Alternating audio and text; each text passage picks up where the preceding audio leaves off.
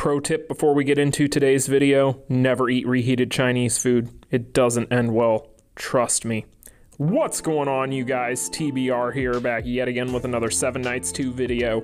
And in today's video, we are going to be covering a topic that I've been wanting to cover here on the channel for the past several days. However, for those of you who didn't see my community tab post or aren't part of the Discord, well, you'll probably not know this, but I have been dealing with food poisoning for the past 48 hours, and I'm finally back to normal, so at least I've got that going for me today, right? But before we get into today's video, make sure if you guys haven't already done so that you smash that like button and subscribe if you enjoy 7 Nights 2 content such as this, and let's go ahead and get into today's video.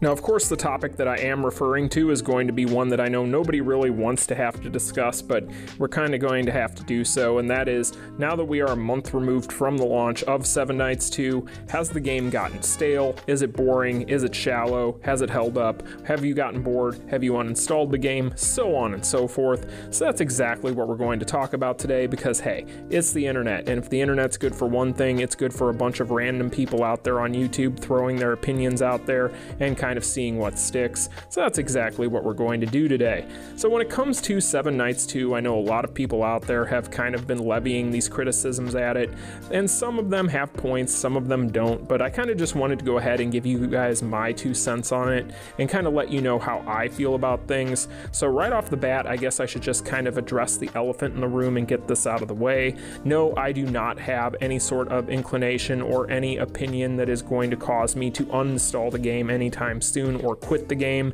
In fact, I would say that honestly, you guys, I have been enjoying the game just as much recently as I did when I downloaded it. However, I do feel like that doesn't mean that there aren't going to be any sort of criticisms that have been levied recently that aren't warranted, and I kind of wanted to talk about those as well. So we're going to cover a lot of ground here, but first up here, I just want to kind of go ahead and talk about the basics of things. So in the first month since the release of this game, when it comes to my overall general thoughts on things, I do feel like the game is definitely in a good position for a base launch. You know, when it comes to content, the game definitely has quite a bit of that. There's plenty of different things that you can do each day to keep you busy, while there isn't going to be so much that you feel like it's a chore to do your dailies or so on and so forth, especially if you're not somebody that's putting out money for any of the packages that are going to give you extra maps for field of exploration or so on and so forth. So in general, when it comes to the time dump associated with this game,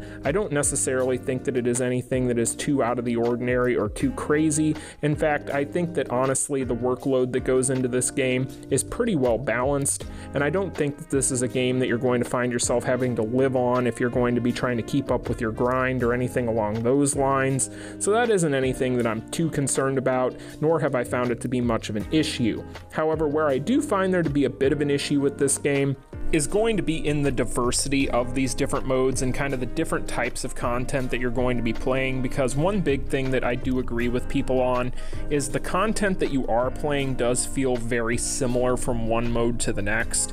Now, there's a couple of different reasons as to why this would be the case. One of the big reasons why this is a problem is because most of the things that you're going to be doing in this game, you can kind of just do on auto, or you're going to be forced to do on auto. So if you look at things such as arena, whether it be the competitive quote unquote, I'm using air quotes on YouTube and you can't see me right now, so that makes a lot of sense, but I digress. When it comes to arena or competitive arena, either one of them, they are pretty much going to be the exact same mode with very few differences, and neither of them are going to require you or allow you to do much of anything manually. Instead, really what you're doing is you're kind of just watching your fighters attack other fighters and then kind of seeing who comes out on top without any real interaction whatsoever. And that's kind of indicative of some of the problems that you see across a lot of these different modes. Now, that isn't to say that you're going to be able to auto through everything in this game, nor that they are going to force you to do so in a lot of this other content, but I think when it comes to things such as what should be a competitive scene in PvP, I think that a lot of people are yearning for a way to have a little bit more control and a little bit more hands-on competition.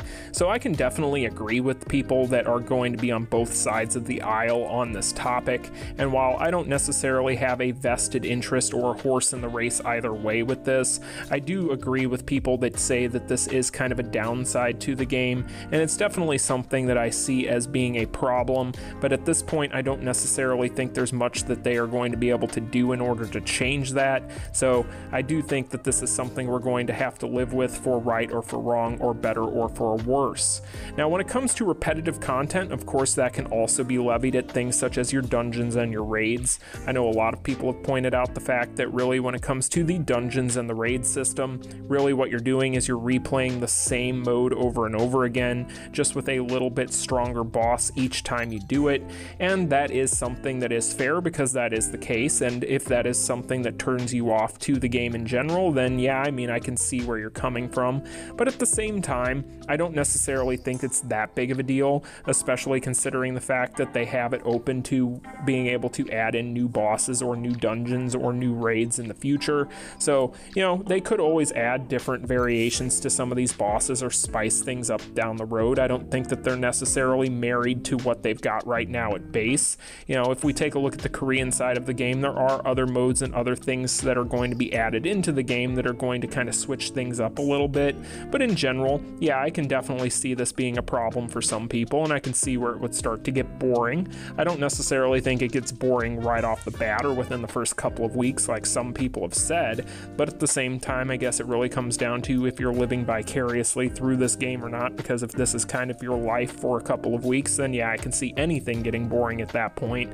But in general, this is something that I think can easily be fixed and addressed down the road, so I'm not really all that worried about that. But yeah, I do agree that right now it does feel a little bit repetitive, but at the same time, it is what it is, and I do think that they can leave it open to adding new things down the road, and that can easily be addressed. So when it comes to other things with this game, I know a lot of people have been talking about kind of the repetitive nature of things and so on, like we've already talked about, but one of the big problems that I have personally with this game, and I don't have any faith that Netmarble's going to address it because this is really more of a case of Netmarble being Netmarble, but my biggest issue with the game is going to be the ways that we can acquire Legendary Plus characters, as well as the way that Netmarble has already shown and kind of slipped their hand to us to let us know that, hey, we're probably going to start rushing these Legendary Plus characters out to you without any real good way of being able to acquire them outside of spending money. I do think that that's a bit of an issue. Really, when you look at the rates in this game for regular legendary characters, and I know I've talked about this briefly in the past, but I don't really have an issue with regular legendary characters at this point. I feel like those are going to be in a good spot as far as the rates are concerned, but when it comes to Legendary Plus characters, I know a lot of people have addressed this, but it is really atrocious the way that they have kind of locked these characters behind not only the banner where you're going to need moonstones, which right now the vast majority of players can't grind that in any way, shape, or form.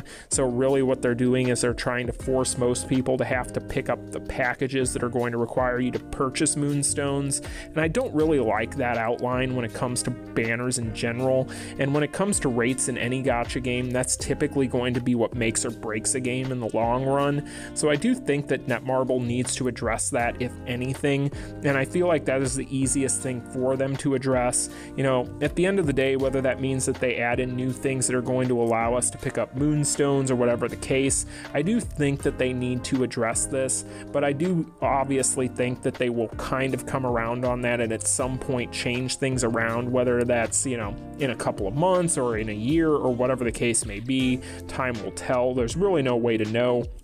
However, I do think that that is one major criticism that you could throw at this game, especially considering the fact that Netmarble does seem as though they want to rush out these Legendary Plus characters like we saw with Rudy recently.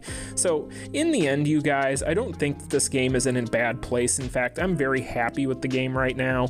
You know, I've been playing this game each and every single day, doing all my dailies, leading my alliance, and doing all the things that you would come to expect. So I'm definitely going to continue to cover this game here on the channel on a regular regular basis. And I do apologize to all of my Seven Nights fans out there who did not see any content from me for the past several days, but unfortunately, like I mentioned at the beginning of this video, I've been a little bit under the weather with food poisoning, so I've been a little bit sparse on what I could do. But you guys let me know in the comment section down below what you think of all this. Are you bored with the game? You let me know. Like, share, and subscribe, and until the next one, peace. Continue.